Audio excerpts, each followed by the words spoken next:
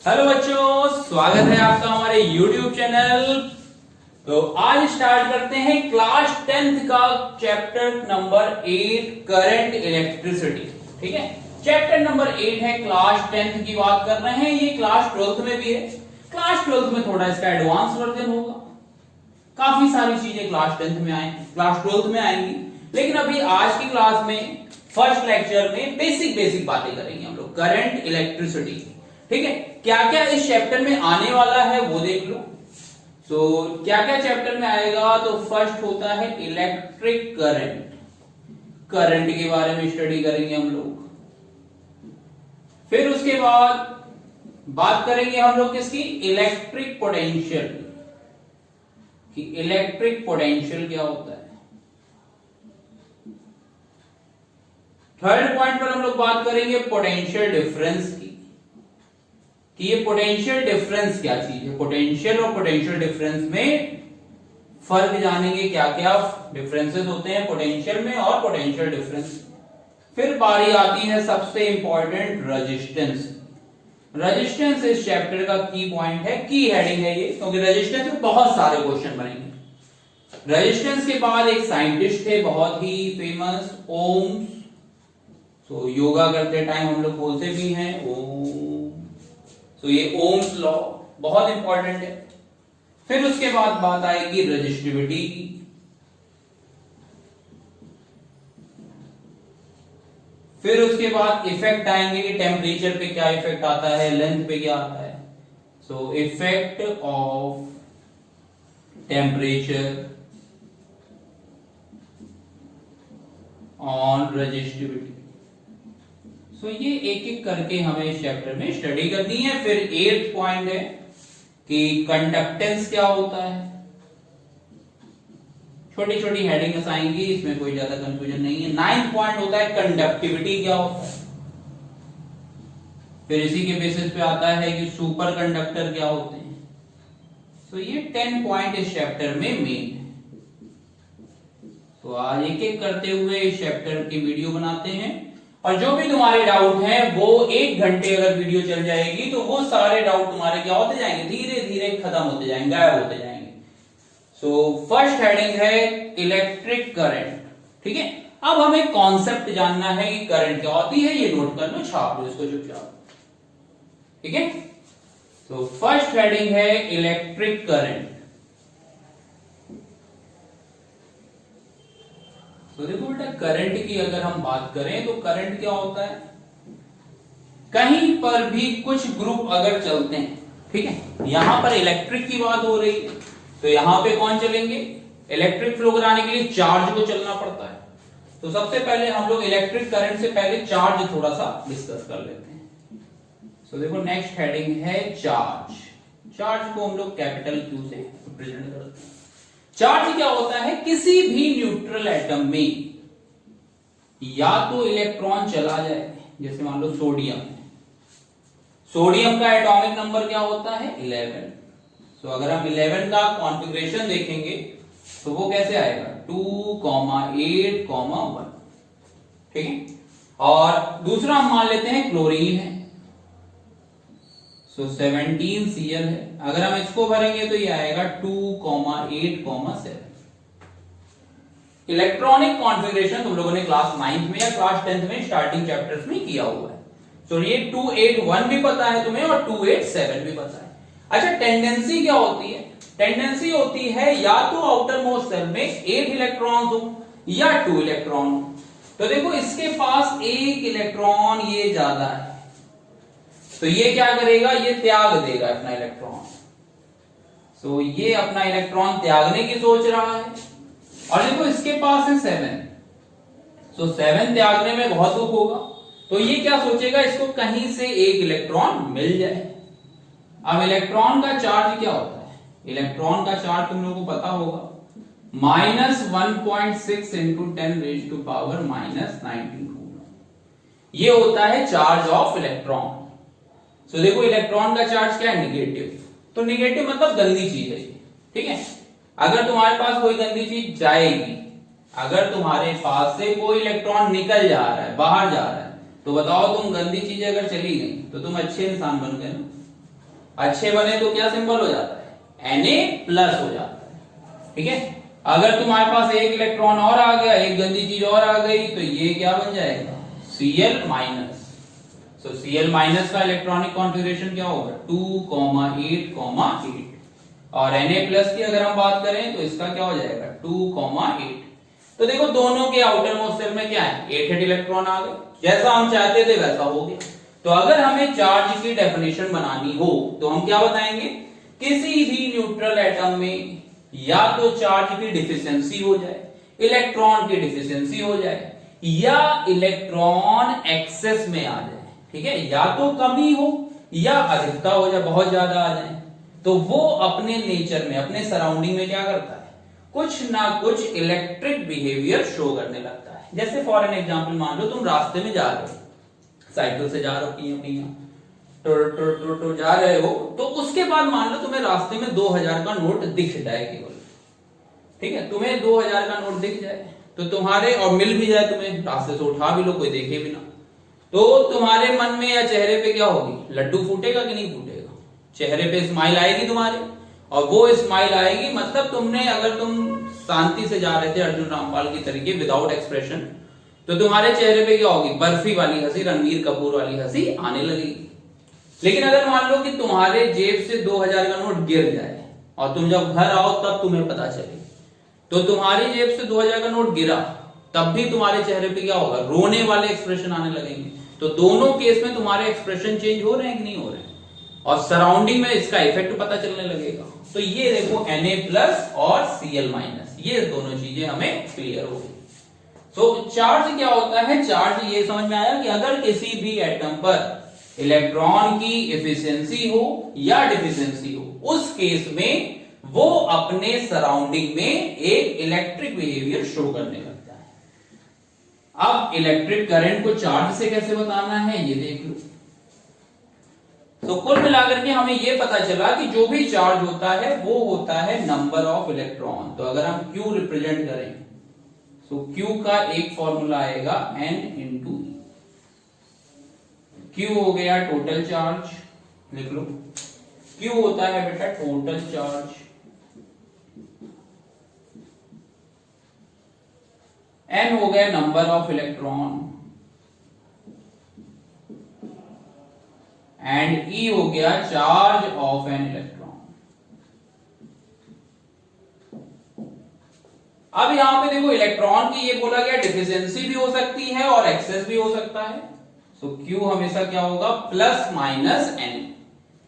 Electron access में भी हो सकता है और डिफिशियंसी भी हो सकती है। तो एक्सेस हुआ तो प्लस, डिफिशियंसी हुई तो माइनस। तो चार्ज कितने टाइप के हो गए, दो टाइप के हो गए, एक हो गया पॉजिटिव और एक हो गया नेगेटिव।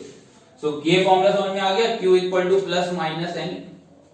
अब बात आती है करंट की। सो करंट क्या होता है, rate of flow of charge. यही एक सिंपल सी डेफिनेशन होती है करंट की। करंट होता है rate of flow of charge. ठीक है, तो rate of flow of charge. So charge तक बात क्लियर हो चुकी थी, चार्ज तक कोई भी डाउट नहीं था। अब बात आती है किसकी, इलेक्ट्रिक करंट की। तो देखो क्या होता है, बेसिकली चार्ज अगर हमने डिफाइन किया तो हमने किसको डिफाइन किया, इलेक्ट्रॉन को, है ना। तो इलेक्ट्रॉन की डिफिशियंसी या इलेक्ट्रॉन के एक्सेस की वजह से ही क्या हो रहा था, चार्ज वहां पर आ रहा था। अब ऐसा तो है नहीं कि चार्ज रुका होगा, चार्ज हो सकता है फ्लो कर रहा हो। सो वहां पे जहां भी चार्ज फ्लो करेगा वहां पे क्या फ्लो हो जाएगी, इलेक्ट्रिक करंट फ्लो हो जाएगी। तो इलेक्ट्रिक करंट की डेफिनेशन होती है the rate of flow of charge. Charge के फ्लो के रेट को हम लोग क्या बोलते हैं, इलेक्ट्रिक करंट। I से डिनोट करते हैं, I का फॉर्मूला होता है Q/T। I का फॉर्मूला आ गया Q/T। यूनिट की बात करें तो यूनिट तो होती है इसकी, Q की होती है कूलम, कूलम। टाइम होता है सेकंड, तो एक यूनिट हो गई कूलम पर सेकंड। साइंटिस्ट लोग होते थे वो कहते थे कि नाम में क्या रखा है, लेकिन अपना नाम हर यूनिट को दे देते थे, तो उनके नेम पर यूनिट होती है एम्पियर। तो वो चालाक होते थे साइंटिस्ट। एक कोट लिखते थे कि नाम में क्या रखा है और नीचे अपना नाम लिख देते थे। सो कूलम पर सेकेंड या एम्पियर हो गई, ठीक है। डायमेंशन तो 9th 10th में है नहीं, तो 12th में ये जब 12th की वीडियो होंगे, 12th के लेक्चर देखोगे अलग से, वहां पे ये सारी चीजें बात करेंगे। क्वांटिटी होती है स्केलर की, लिख लो, ये बहुत ही इंपॉर्टेंट पॉइंट है। क्लास 10th में ये सबके मन में चलता है, तो क्लास 10th में स्केलर और वेक्टर को बताया जाता है। स्केलर वो क्वांटिटी होती हैं जिनके लिए केवल मैग्नीट्यूड की जरूरत होती है, और वेक्टर वो होती है जिनके लिए मैग्नीट्यूड के साथ साथ क्या जरूरत होती है, डायरेक्शन की। अब सबके मन में आता है कि ये रेजिस्टेंस है, ये बैटरी है, क्लास 9 में सर्किट डायग्राम बना चुके हो तुम लोग। करंट की हमेशा डायरेक्शन दिखाई जाती थी, तो दिमाग में एक क्वेश्चन सबके आना चाहिए, बत्ती जलनी चाहिए कि करंट की सर डायरेक्शन भी होती है, वैल्यू भी होती है, लेकिन तब भी ये स्केलर क्वांटिटी है, तो ऐसा क्यों? क्योंकि क्लास 10th में जो वेक्टर बताते हैं तो पूरा नहीं बताते तुम लोगों को। वेक्टर की 3 खासियत होती है, वेक्टर की होती है 3 प्रॉपर्टी होती है जिसको कह सकते हैं। तो वेक्टर के पास क्या होना चाहिए, मैग्नीट्यूड होना चाहिए, डायरेक्शन होनी चाहिए, और वो वेक्टर एडिशन लॉ को फॉलो करें। So follow vector addition law.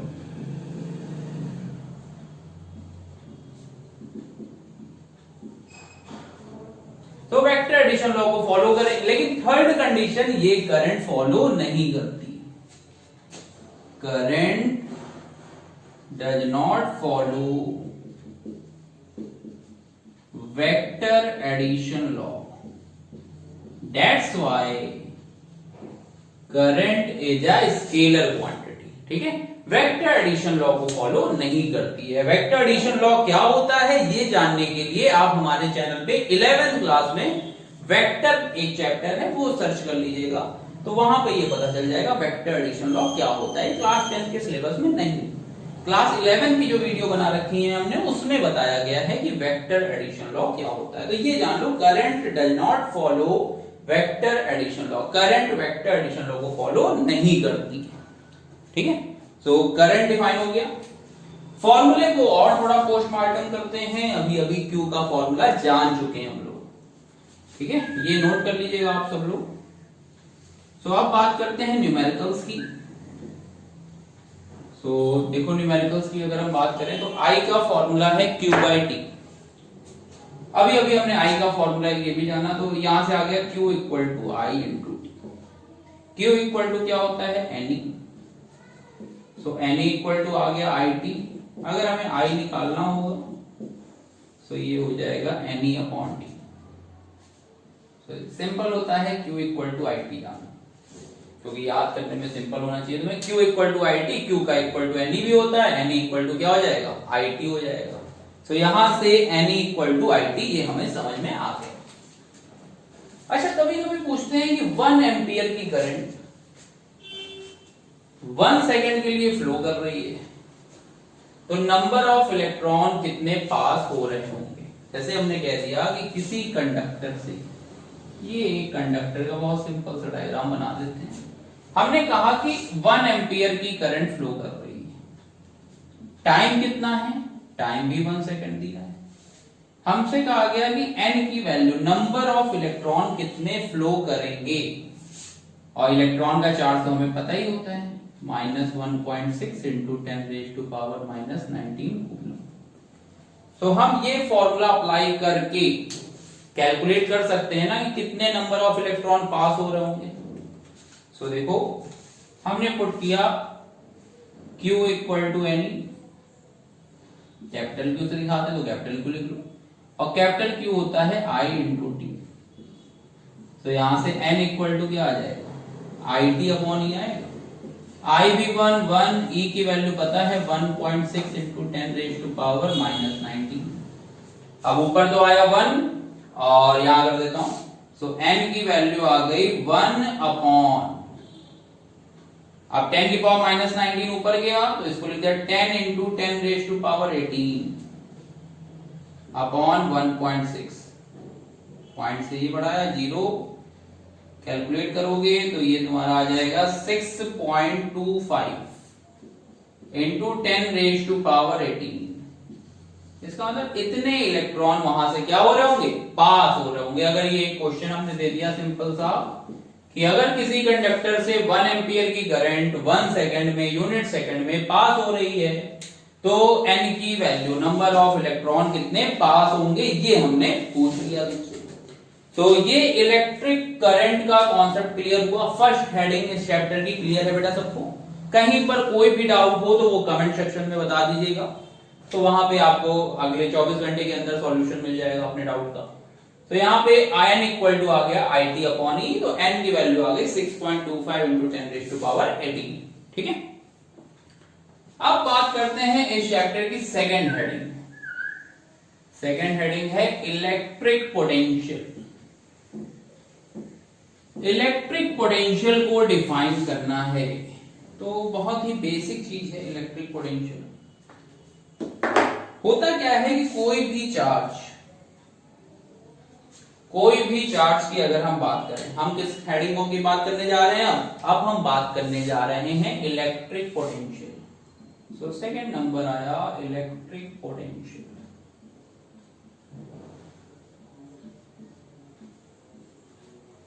अब इलेक्ट्रिक पोटेंशियल में देखो क्या होता है, कोई भी चार्ज है, जैसे मान लिया कि यहां पर प्लस क्यू चार्ज रखा हुआ, तो कोई भी चार्ज होता है वो अपने सराउंडिंग में क्या करता है, अपनी एक फील्ड बनाता है। जैसे मान लो कि क्लास में कोई टीचर तुम्हें पढ़ा रहे हैं, फिजिक्स के टीचर है मान लो स्कूल के, वो पढ़ा रहे हैं, तो जिस रूम में पढ़ा रहे होते हैं उन्होंने वहां पर अपना एक एरिया बनाया होता है।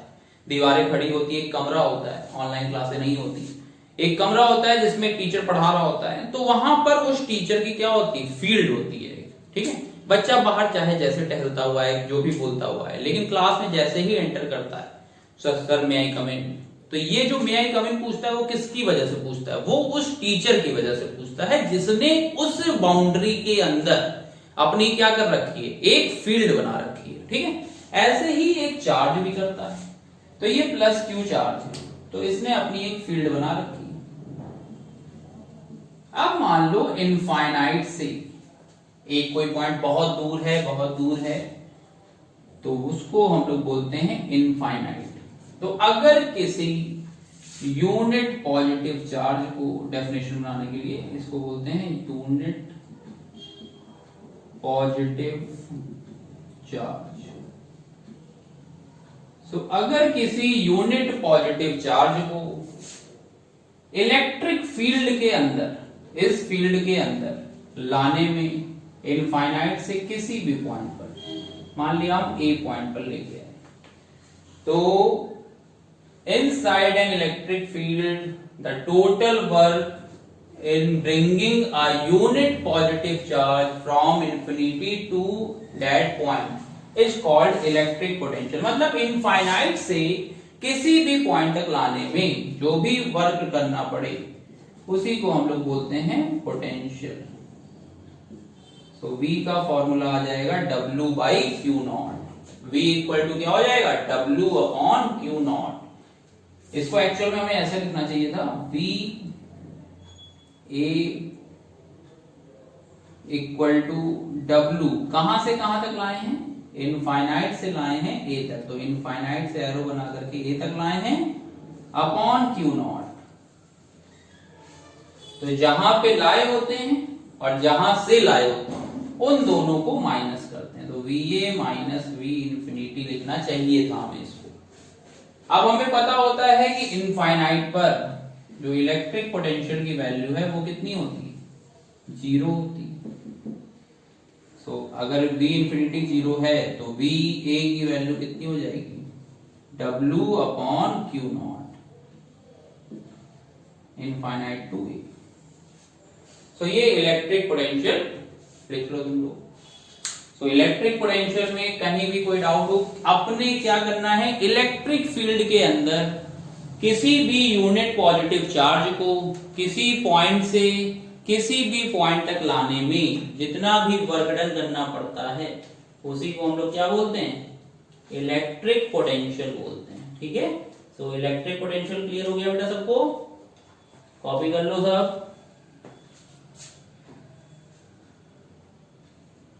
अच्छा ये बताओ कि ये प्लस है और जो तुम लोग ला रहे हो चार्ज वो भी क्या है, प्लस है। तो प्लस चार्ज प्लस को क्या करता है, रिपेल करता है। Positive positive repel each other, positive negative attract each other. तो ये प्लस, बताओ इस प्लस को आने देगा कि नहीं आने देगा? आने देगा कि रिपेल करेगा? खींचेगा कि रिपेल करेगा? रिपेल करेगा ना। पॉजिटिव पॉजिटिव क्या करते हैं, रिपेल करते हैं। तो जब ये रिपेल करेगा तो बताओ ये अपने मन से तो नहीं आएगा ना, हमें लाने के लिए कुछ एक्सटर्नल वर्क करना पड़ेगा, एक्सटर्नल वर्क। सो वही जो भी वर्क करना पड़ता है वो क्या होता है, उसका पोटेंशियल होता है। ठीक है, जैसे हम कहें कि पानी अगर हम कोई भी बॉडी को किसी हाइट से फेंकते हैं तो वो अपने आप ग्राउंड पर आ जाती है, लेकिन अगर हमें ऊपर फेंकनी है बॉडी तो हमें क्या करना पड़ता है, एक्सटर्नल फोर्स लगाना पड़ता है ना। तो वही काम यहां पर भी है। सो इलेक्ट्रिक पोटेंशियल में कहीं कोई डाउट हो तो पूछ लो, नोट कर लो। इसकी डेफिनेशन वगैरह नोट्स प्रोवाइड कर दिए जाएंगे वेबसाइट पर, सो वहां से तुम लोग नोट बना लेना। हो गया। फिर बात आती है पोटेंशियल डिफरेंस।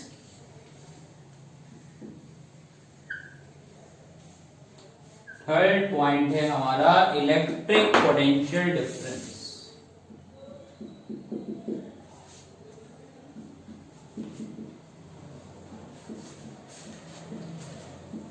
तो इलेक्ट्रिक पोटेंशियल डिफरेंस की अगर हम बात करें तो इलेक्ट्रिक पोटेंशियल डिफरेंस में देखो क्या है, अब की बार हम इनफाइनाइट से नहीं लाएंगे। ये प्लस क्यू चार्ज है, बहुत दूर कहीं इनफाइनाइट था, हम इनफाइनाइट से नहीं ला रहे हैं, हम क्यू नॉट चार्ज को ला रहे हैं बी पॉइंट से यहां ए पॉइंट तक। तो अगर हम क्यू नॉट चार्ज को उसी इलेक्ट्रिक फील्ड के अंदर, इलेक्ट्रिक फील्ड के अंदर किसी पॉइंट से किसी पॉइंट तक ले जाने में जितना भी वर्क करना पड़ता है वो कहलाता है उसका इलेक्ट्रिक पोटेंशियल डिफरेंस। तो हम कहां से कहां तक लाए, डब्ल्यू बी से लाए हैं ए तक अपॉन क्यू नॉट। किसको लाए थे, क्यू नॉट को लाए थे। तो ये हो जाएगा डेल्टा वी, इसी को बोलते हैं electric potential difference. Delta V मतलब क्या हुआ, V A minus V. High potential में पहुंचाने के लिए हमें वर्क करना पड़ता है। अभी मान लो कि तुम बहुत वीक हो, तुम्हारे 100 में आ रहे हैं 20 मार्क्स, 100 में लाने हैं 80 मार्क्स, तो तुम्हें 20 से 80 पहुंचना है ना, तो तुम्हें वर्क करना पड़ेगा। लेकिन अभी यही मान लो तुम्हारे 80 आ रहे होते और 20 पे पहुंचना होता, तो अब की बार तुम्हें वर्क करने की कोई जरूरत नहीं, अपने आप तुम्हारे 80 से 20 हो जाएंगे। लेकिन वही अगर तुम्हें पोटेंशियल अपना बढ़ाना है, 20 से 80 लाना है, तो हमें एक्सटर्नल वर्क करना पड़ेगा, ये डब्ल्यू बी। ठीक है, अब बात आती है दोनों की यूनिट की। तो पोटेंशियल और पोटेंशियल डिफरेंस दोनों क्लियर है बेटा। पोटेंशियल में हम लोगों ने बात की थी किसकी, पोटेंशियल में हम लोगों ने बात की थी इनफाइनाइट से किसी पॉइंट तक लाने में। कहां से, इनफाइनाइट से। लेकिन जब पोटेंशियल डिफरेंस की बात करते हैं तो दो पॉइंट के बीच की बात करते हैं। इनफाइनाइट से बात करें तब भी पॉइंट की ही बात थी, लेकिन इनफाइनाइट का पोटेंशियल क्या था, हमें पहले से पता है कि इनफाइनाइट का पोटेंशियल कितना होता है, 0 होता है। ठीक है, तो यहां तक क्लियर हो गया। अब बात कर लेते हैं यहां से यूनिट की। सो यूनिट देखो अब इसकी यूनिट फिर से भाई एक फॉर्मूले से यूनिट आती है और एक साइंटिस्ट के नेम से आती है। तो delta V equal to W upon Q naught है ना। तो डब्ल्यू की वैल्यू क्या हो जाएगी, डब्ल्यू होता है जूल, स्मॉल लिखना चाहिए हमें, जूल पर कूलम, या जे अपॉन सी। जेसीबी से याद कर लो क्योंकि खाली समय है, जेसीबी देखा करते हैं हम लोग। तो ये आ गया जूल पर कूलम। ठीक है, और साइंटिस्ट का नाम क्या है, साइंटिस्ट का नाम है, प्यारा सा नाम है बोल्ट। साइंटिस्ट का प्यारा सा नाम है बोल्ट, क्योंकि बोल्ट बहुत जगह आएगा। V equal to I R, अभी ओम्स लॉ भी आने वाला है। सो यूनिट समझ में आ गई। तो ये हो गया जूल पर कूलम या वोल्ट आ गई। ठीक है, तो पोटेंशियल डिफरेंस क्लियर हो। पोटेंशियल डिफरेंस में जो मेन फॉर्मूले बनते हैं वो एक बार फिर से बता देते हैं तुम्हें। मेन फॉर्मूला है V equal to W by, अपने अकॉर्डिंग चेंज कर लेंगे जहां जहां जरूरत होगी। तो W इक्वल टू क्यू भी हुआ। यही बात करेंगे पोटेंशियल की, तो W equal to Q delta V हो जाएगा। यहाँ पे डेल्टा V क्या हो जाएगा, PD पोटेंशियल डिफरेंस। ये क्या हो जाएगा, पोटेंशियल। नोट कर लीजिए दोनों फॉर्मूले। सो पोटेंशियल डिफरेंस भी क्लियर हो गया, पोटेंशियल भी क्लियर हो गया। अब इसके बाद बारी आती है किसकी, इसके बाद बारी आती है थोड़ा सा समझने की रेजिस्टेंस को, कि रेजिस्टेंस होता क्या है, कैसे ये आया, किसको दिक्कत करेगा, किसको फायदा पहुंचाएगा, कुछ तो करेगा ही करेगा। इतना तो समझ में आ ही चुका है हमें। तो नेक्स्ट बात करेंगे हम लोग रेजिस्टेंस।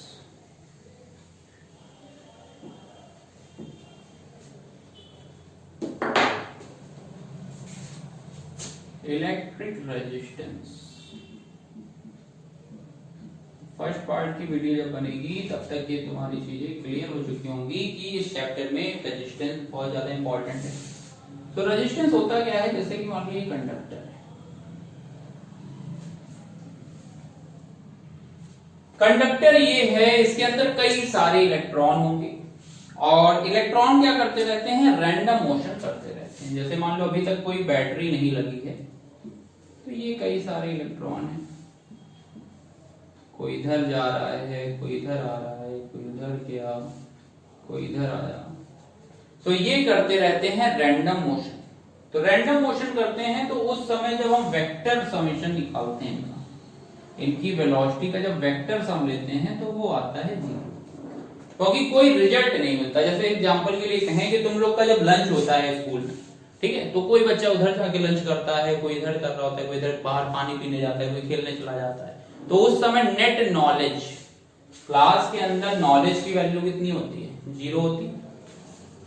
अब बात करेंगे हम लोग जब बैटरी लगा दी जाएगी, तो यहाँ पे टीचर क्या है, बैटरी, चश्मा भी लगा हुआ है हमें, तो बैटरी बोल सकते हो।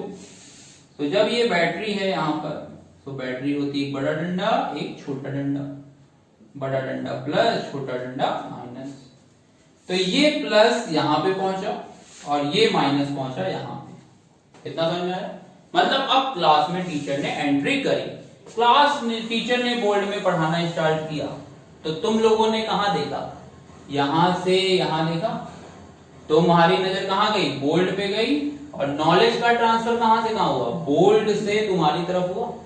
तो देखो इलेक्ट्रॉनों ने देखना चालू किया, इलेक्ट्रॉन को रेड से दिखा देते हैं, बहुत गुस्से में रहते हैं इलेक्ट्रॉन, आग बबूला रहते हैं। तो ये जितने भी इलेक्ट्रॉन हैं इन्होंने इस तरफ देखना स्टार्ट किया, सबने एक ही तरफ देखना स्टार्ट किया। तो सारे के सारे इलेक्ट्रॉन इधर आ रहे हैं ना, सारे के सारे, गामा खुली की गाते चलेगी। तो ये इलेक्ट्रॉन इधर आ गए। अब इलेक्ट्रॉन के चलने के अपोजिट डायरेक्शन में क्या चलती है, करंट चलती है। तो ये आ गई करंट की डायरेक्शन, ठीक है। तो इसको क्लास के एग्जांपल से समझोगे, बहुत सिंपल है ये। तो ये यहाँ पे अब इलेक्ट्रॉन चल रहे थे और ये था। अब बात तो थी भाई हेडिंग थी रेजिस्टेंस की, और रेजिस्टेंस तो सर ने बताया ही नहीं कहीं पे। तो अब रेजिस्टेंस का कॉन्सेप्ट समझो क्या है। जब तुम लोग क्लास में, ऐसा तो है नहीं कि तुम ही लोग हो, जब यहाँ पे मान लो चेयर भी डली रहती है, टेबल भी होते हैं, ऐसे ही जब इलेक्ट्रॉन की बात करते हैं तो पॉजिटिव आयंस भी होते होंगे कई सारे, अकेले इलेक्ट्रॉन तो होंगे नहीं कभी, पॉजिटिव आयंस भी होंगे। तो जब ये रास्ते में जा रहे होंगे तो इनकी टक्कर किससे होगी, इनकी टक्कर हो जाएगी पॉजिटिव आयन से। जो भी इलेक्ट्रॉन है, जो भी चार्ज पार्टिकल है, वो जब टक जाएगा तो वहां पे पॉजिटिव आयंस होंगे, वहां से उनका क्या होगा, कोलिजन होगा। कोलिजन जब भी होता है, लड़ाई जब भी होती है, तो एनर्जी क्या होती है, वेस्ट होती है, ठीक है। तो जैसे मान लो कि इसके मन था कि हम सर की क्लास 100% समझेंगे, लेकिन थोड़ा सा आगे गया, टक्कर हो गई इसकी, तो अब इसकी एनर्जी कम बची, 80% बची। फिर थोड़ा सा हिम्मती था ये, आगे की तरफ बढ़ा, फिर टक्कर हो गई, 60% बची। फिर पहुंचा, फिर एक टक्कर हुई, फिर 20% बची। मतलब जो इस बच्चे का मन था कि 100% आज हम सीख के जाएंगे, तो वो कितना समझ के आया, 20% आया कि नहीं आया, उसको आउटपुट कितने का मिला, 20 का मिला। तो जो इसकी वेलोसिटी थी, उस वेलोसिटी से जिस वेलोसिटी से हम तुम्हें एनर्जी देना चाहते थे या जो एनर्जी हम तुम्हें देना चाह रहे थे वो एनर्जी क्या तुम्हें मिल पाई? वो नहीं मिल पाई। क्यों नहीं मिल पाई? Due to resistance. तो कॉज ऑफ रेजिस्टेंस क्या हुआ? Due to collision between positive ions and negative ions. जो पॉजिटिव आयंस होते हैं या जो नेगेटिव आयंस होते हैं वो क्या करते हैं? पॉजिटिव आयन से टकराते हैं। टकराने पर उनकी एनर्जी क्या होती है? वेस्ट होती है। और वेस्ट होती है तो वो करंट को स्मूथली फ्लो नहीं करने देना चाहता। ठीक है, तो रेजिस्टेंस का काम समझ में आया। ये वेलोसिटी हम देना चाह रहे थे इसको, तो जितनी बैटरी हमने मान लो 220 वोल्ट की लगाई थी, हमने लगाई 220 वोल्ट की लगाई, तो क्या करंट 220 एम्पियर की हो पाएगी? मुश्किल है, क्योंकि यहाँ पे रेजिस्टेंस की वैल्यू क्या होगी? चेंज होती रहेगी या रेजिस्टेंस की वैल्यू पे डिपेंड करेगा। तो जो करंट की वैल्यू है और पोटेंशियल की वैल्यू है वो क्या होगी? वो प्रोपोर्शनलिटी में होगी। ये बताया था अगली हेडिंग ओम्स लॉ में। अभी तक रेजिस्टेंस का कॉन्सेप्ट क्लियर हुआ है। कोलिजन की वजह से इलेक्ट्रॉन जिस वेलोसिटी से चाहता है उस वेलोसिटी से नहीं जा पाता है। तो ये जो वजह होती है वो क्या होती है? रेजिस्टेंस। रेजिस्टेंस की वजह से नहीं जा पाता। और रेजिस्टेंस किसकी वजह से आता है? बार बार जो कोलिजन होता रहता है उस कोलिजन की वजह से रेजिस्टेंस चेंज, मतलब रेजिस्टेंस बढ़ता रहता है हमारा, या उसकी वेलोसिटी लगातार क्या होती रहती है? डिक्रीज होती रहती है। ठीक है, रेजिस्टेंस कांस्टेंट रहता है, रेजिस्टेंस बढ़ता नहीं है। मतलब कोलिजन होता है तो वो उसका इंपैक्ट आता है किस पर? करंट पर आता है। ठीक है, तो ये डायग्राम, दोनों डायग्राम समझ में आ गए तुम सबको। अब नेक्स्ट हेडिंग करते हैं हम लोग ओम्स लॉ। तो यहां से नोट कर लो। कहीं भी डाउट हो बेटा तो वो कमेंट में जरूर बताना। कोई भी कमी हो गई हो वीडियो लेक्चर में तो वो भी जरूर बताइए आप लोग, क्योंकि साथ में ही चलना है, साथ में ही बढ़ना है।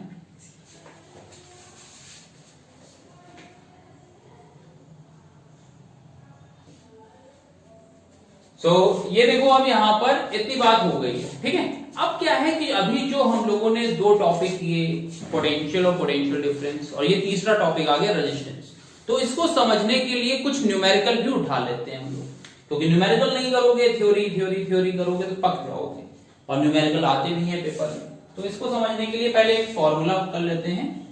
एक देखो, रेजिस्टेंस, करंट, और इनके लिए एक साइंटिस्ट है ओम्स लॉ, तो वो अभी हम बाद में बताएंगे ओम्स लॉ। पहले फॉर्मूला याद कर लो तुम लोग। फॉर्मूला होता है R का V अपॉन I, या V equal to IR। Resistance को कैपिटल R से डिनोट करते हैं, so unit of capital R ये हो जाएगी ohm. Unit of capital R जो होगी वो हो जाएगी ओम। ओम को ऐसे दिखाते हैं, तो ये आ गई ओम।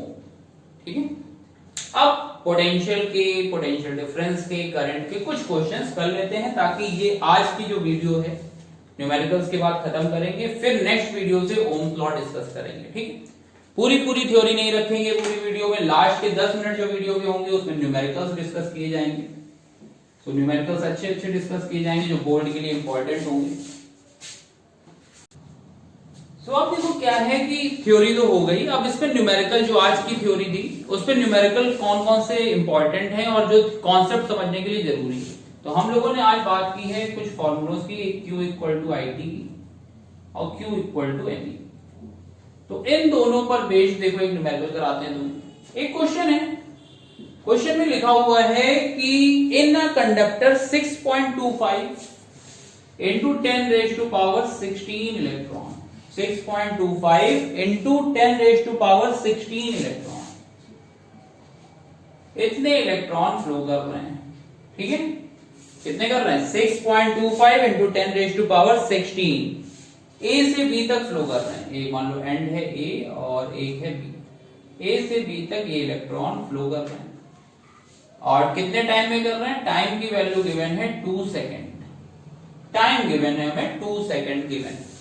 हमें क्या कैलकुलेट करनी है? हमें I की वैल्यू कैलकुलेट करनी है, हमें करंट की वैल्यू I ये कैलकुलेट करनी है।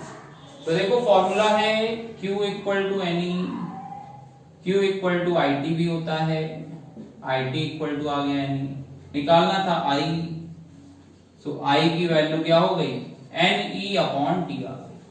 N होता है number of electron, so 6 6.25 into 10 raised to power 16 electronic charge, electron का चार्ज अपॉन टाइम, टाइम कितना है 2। ठीक है, सो यहां से तुम सॉल्व करोगे, सो ये देखो कुछ कैंसिल होगा, कुछ बचेगा, कुछ मल्टीप्लाई होगा। सो इसको करने के बाद 2 से ये गया तो आ गया 0.8, ये मल्टीप्लाई किया तो आया 5 into 10 raised to power -3 ampere. So ये करंट की वैल्यू आ गई 5 into 10 raised to power -3 ampere. इसी को 10 raised to power -3 है, देखने में ज्यादा अच्छा नहीं लगता, तो 1 मिली एम्पियर में जो होते हैं वो कितने होते हैं 10 raised to power -3 होते हैं। सो आई की वैल्यू आ गई 5 मिली एम्पियर। अब इन्होंने सेकंड पार्ट में बहुत ही लॉजिकल क्वेश्चन ये पूछा है कि इलेक्ट्रॉन तो ए से बी जा रहे हैं, लेकिन करंट कहां से कहां जाएगी, तो करंट की डायरेक्शन बताओ कहां से कहां होगी, तो करंट जो फ्लो करेगी, करंट फ्लो करेगी कहां से कहां, बी से ए की तरफ, सो बी टू ए। नोट कर लो ये क्वेश्चन, बी टू ए यहां तक करंट क्या करेगी, फ्लो करेगी। तो देखो एक न्यूमेरिकल अभी हम लोगों ने डिस्कस किया किस पे, चार्ज और करंट पे। अब एक न्यूमेरिकल डिस्कस करते हैं जिसमें V equal to I R formula लगने वाला है। तो देखो क्या है, एक क्वेश्चन है उसमें लिखा हुआ find the potential difference required, हमें पोटेंशियल डिफरेंस निकालना है जिसमें क्या हो रही हो, to pass a current of 0.2 ampere. So I की वैल्यू कितनी 0.2 ampere in a wire of resistance 20 ohm. तो R की वैल्यू कितनी होगी 20 ओम। अब बहुत सिंपल सा है, ये फॉर्मूला तुम्हारे सामने है, I की वैल्यू रखनी है, यहां से सॉल्व करना है, तो V इक्वल टू आ जाएगा 4 वोल्ट। बहुत ही सिंपल से क्वेश्चन होंगे। एक क्वेश्चन और है, इसमें V दिया हुआ है, I दिया हुआ है, R निकालना है। क्वेश्चन नंबर 4, क्वेश्चन नंबर 4 में क्या है, करंट की वैल्यू है I equal to 1.2 ampere and V equal to 6 volt. So V equal to आ जाएगा IR, यहां से R की वैल्यू निकालनी थी तो V by I, that means 6 upon 1.2, तो ये आ जाएगा 5। ठीक है, तो एक अभी हम लोगों ने V इक्वल टू IR पे क्वेश्चन कर लिए और Q चार्ज और करंट पे कर लिए।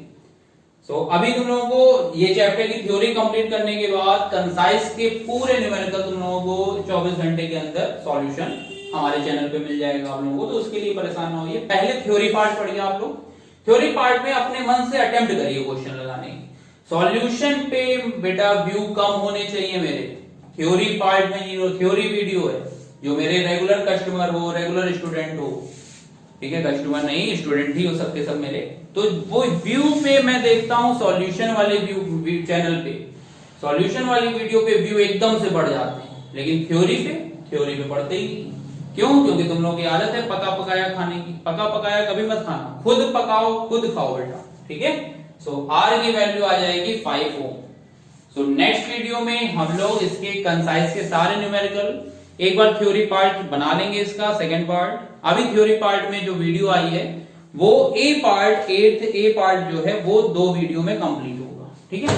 फर्स्ट वीडियो में अभी हम लोगों ने डिस्कस किया क्या क्या, charge, potential difference, resistance, Ohm's law तक डिस्कस नहीं किया, केवल रेजिस्टेंस तक डिस्कस किया, कॉज ऑफ रेजिस्टेंस किया, उससे रिलेटेड जो न्यूमेरिकल थे वो डिस्कस हो गए, ठीक है। नेक्स्ट वीडियो में ओम्स लॉ से लेकर के पूरा कंप्लीट 2 वीडियो में इस चैप्टर को खत्म करेंगे पार्ट में, और फिर उसके बाद एक वीडियो बनेगी न्यूमेरिकल्स की, ठीक है। सो तब तक के लिए बेटा good bye, take care all of you, bye bye.